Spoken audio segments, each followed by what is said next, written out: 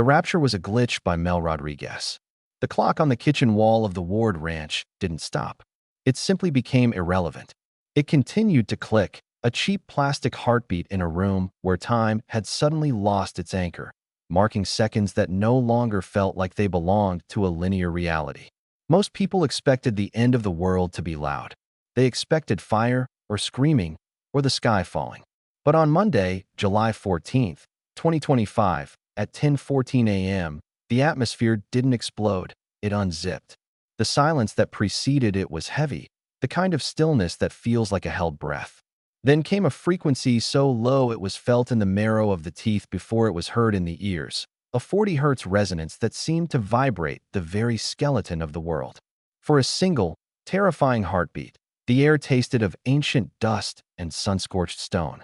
The sky over the New Mexico desert, usually a vibrant turquoise, bruised into a deep, sickly violet that felt heavy against the skin, pressing down with the weight of an approaching storm that never broke. On the Ward Ranch, tucked into a high-altitude fold of the wilderness, the world was quiet. 7-year-old Leo Ward was in the bathroom. He was humming a song that had no melody, a wandering, rhythmic drone he used to fill the silence of a Monday morning. It was a peaceful sound, the kind of noise a child makes when they feel entirely safe in their own home. In the kitchen, Sarah Ward was working. Her hands were buried deep in a mound of white flour, kneading a lump of dough for the week's bread. The rhythmic thump-thump of her palms against the wooden counter was the only pulse the house needed. It was a domestic symphony of order and preparation. 14-year-old Maya was there, too. She was the observer, leaning against the doorframe, watching the dust motes dance in the light. She was the first to notice the strange shimmer, a visual distortion like heat rising from asphalt, except it wasn't rising from the ground. It was bleeding out from the shadows of the cabinets, making the air look like a liquid, turning the familiar kitchen into something alien and fluid. Adam Ward was out by the north fence, a mile from the house. The dry morning heat pressed against his back like a physical hand. He squinted at the horizon, where the heat waves seemed to be fracturing. The sky didn't look like sky anymore.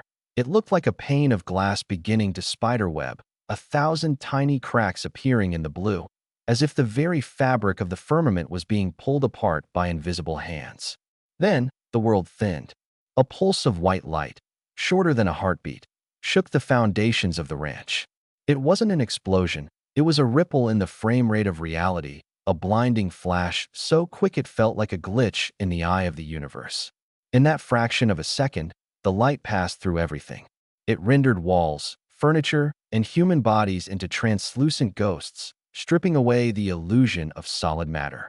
Sarah heard a sound from the bathroom, the plastic clatter of a toothbrush hitting the tile floor. It was a sharp, lonely sound that tore through the sudden, pressurized silence. She ran, her heart hammered against her ribs like a trapped bird desperate for escape.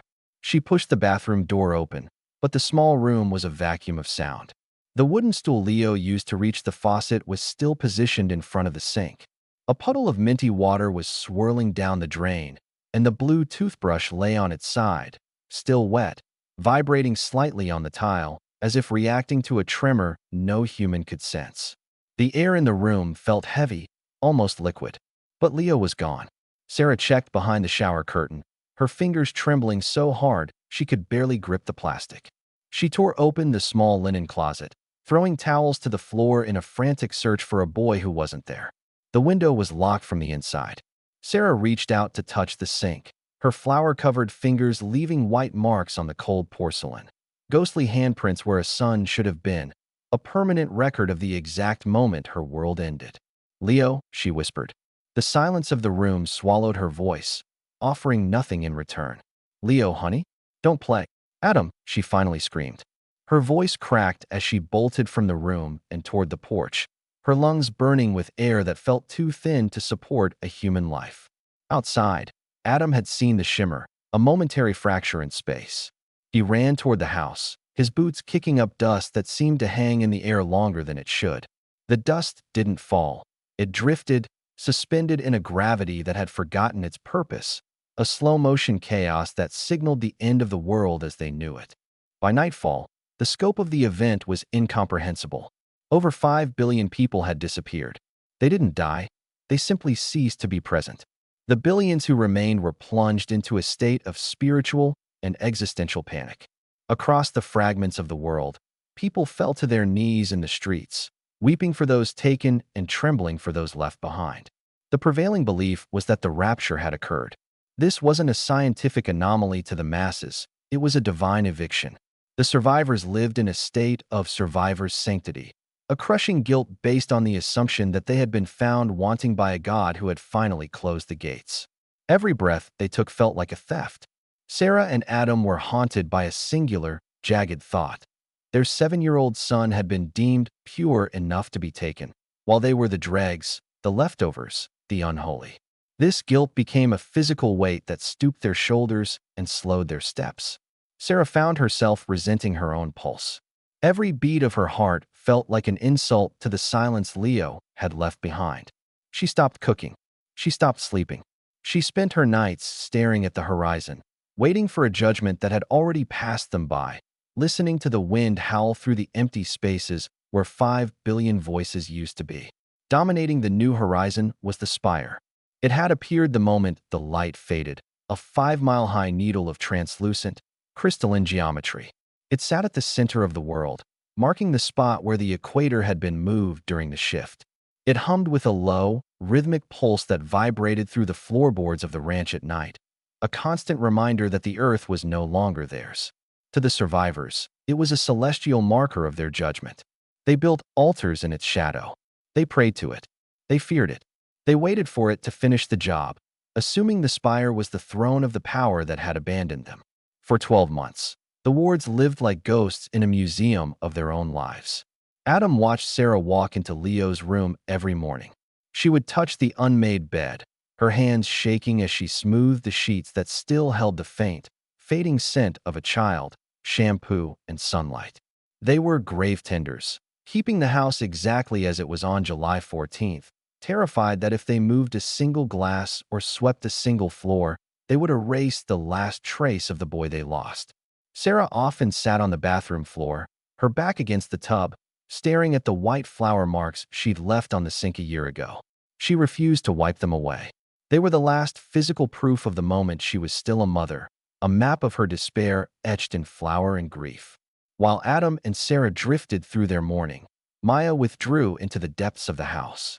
She spent her days in the cellar, surrounded by old shortwave radios, salvaged laptops, and hand-drawn star charts. She tuned into the frequencies the government had abandoned. She listened to the static of the stars, searching for a pattern in the noise.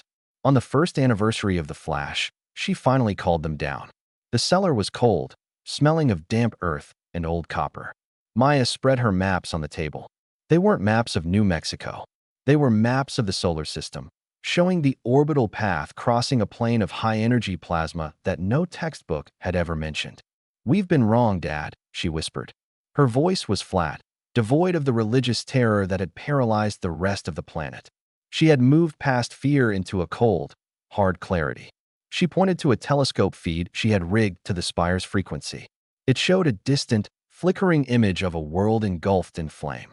It was a planet where the crust was slipping like loose skin, and a solar micronova was vaporizing the oceans in great, white plumes of steam.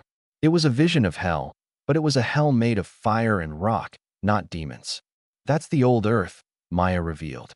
Her finger traced the curvature of a burning world. "It's the 12,000-year cycle. Every 12 millennia, our system crosses the galactic null plane. The sun reacts, the crust shifts, and everything burns. It is a biological reset button. The 5 billion were left behind because they couldn't sync to the spire's frequency during the transition. Their biology wouldn't match the pulse. Their DNA didn't resonate with the bridge. They didn't vanish to a better place, Dad. They stayed there. They were lost to the fire because they couldn't make the shift. The spire, it's not a temple. It's a tractor beam. It's what pulled us here, to this backup world. This isn't heaven. This is a lifeboat." The silence that followed was different than the one from a year ago. It was heavier, stripped of the comfort of divinity. There was no God to blame. Only the cold mechanics of a universe that didn't care about the age of a passenger. Sarah didn't scream. She just looked at the screen, her eyes reflecting the orange glow of a world she had prayed her son was being blessed in. She watched the flames devour the continents of her memories. "He's still there," Sarah said. Her voice was a dead thing. "He didn't go to heaven. He was just left behind in the furnace." The realization was a jagged blade. The survivor's guilt didn't leave. It mutated into something far more predatory.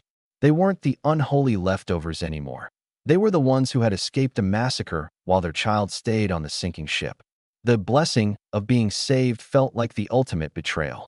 They had been pulled into the lifeboat, and the door had closed on a 7-year-old boy holding a blue toothbrush, simply because his pulse didn't match the hum of a crystal needle. Adam reached out for her, but Sarah pulled away. She walked out of the cellar and into the house. She went into the bathroom. For the first time in a year, she took a wet cloth and began to scrub. She scrubbed the flour marks off the sink. She scrubbed the dried toothpaste foam from the drain. She picked up the blue toothbrush and held it to her chest, shaking with a grief that had no bottom. The rapture was a lie. There was no God in the spire, only physics. Only a cold, crystalline machine that had chosen who was compatible and who was expendable based on the resonance of their cells. Adam found her there, sitting on the floor in the dark. He didn't offer empty words about moving on. He didn't tell her it was part of a plan. He just sat on the floor next to her, their shoulders touching in the dark. "We have to go tell the others," Adam whispered after a long time. "In the city fragments. They're still praying to a light they think judged them. They're still waiting for a forgiveness that isn't coming. They are starving themselves in the name of a machine that doesn't even know they exist." Sarah looked at the spire through the small bathroom window. It sat on the new equator, pulsing with a light that felt cold and mechanical. It had saved them, but it had no mercy. It was a lifeboat that didn't care who it left drowning in the fire. "They need to know," Sarah agreed. Her voice was barely audible, but it carried a new, sharp edge. "They shouldn't have to carry the guilt of being left anymore. It's too much. We have to tell them the truth. We have to tell them that the apology is over." They didn't pack with hope. They packed because the truth was the only thing left that had any weight in a world made of ghosts.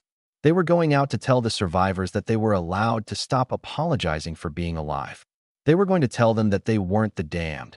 They were just the ones who happened to resonate with the 12,000-year breath. The clock on the wall continued to tick, but for the first time, Sarah didn't hear it as a countdown. She only heard the wind and the long, cold road ahead where the truth was the only light they had left. Thanks for listening. I hope you enjoyed this story. Click the like and subscribe buttons like they owe you money for similar original content from my channel. It really helps. Until next time, take care of each other and always do you.